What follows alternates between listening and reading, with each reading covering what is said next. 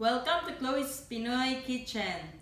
Today we're going to make Puto Flan. First, we will make the flan. These are the ingredients of the flan. 1/2 cup evaporated milk, 1 can condensed milk, and 4 egg yolks. First step, pour the evaporated milk to the bowl with the egg yolks. Then slowly stir it. Next step, pour the condensed milk. Mix them very well. Then we will apply butter to the molds.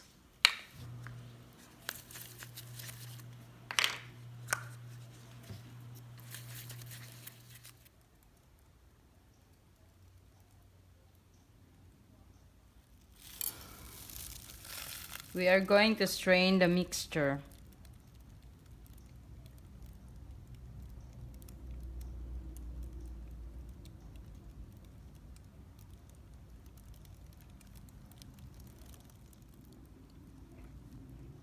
Now we're going to put 1 tablespoon of the mixture to the mold.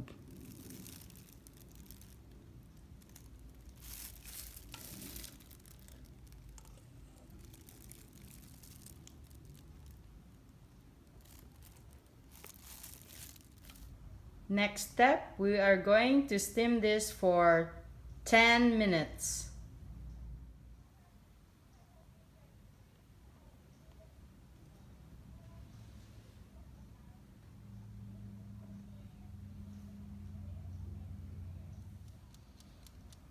If you notice, we covered it with clean towels. Or if you have cheesecloth, you can use cheesecloth. While we are waiting for our flan to be cooked, we are going to prepare our puto or our rice cakes. We need a box of this. 1 cup of water, 1/2 cup of sugar, and 5 tablespoons cooking oil. We're going to use 1 pouch of this. First step, I'm going to put the flour on our mixing bowl.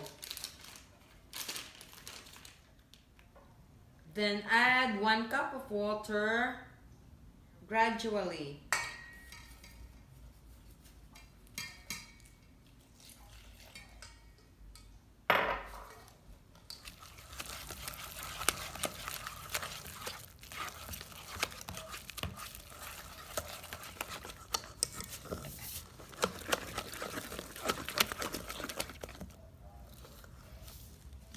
Then add the sugar.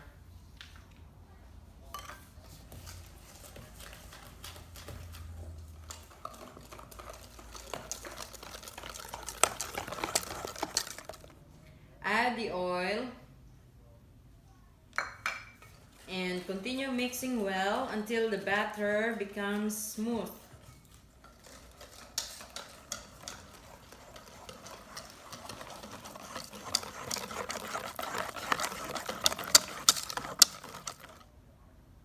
We'll put 1 tablespoon of the batter to each mold.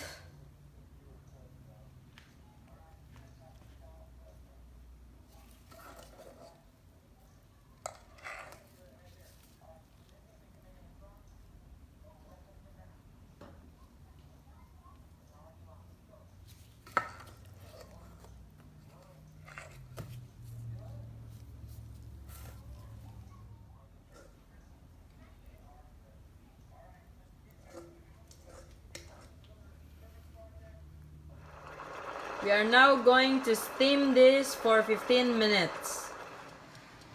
If you noticed, we covered it with clean towels.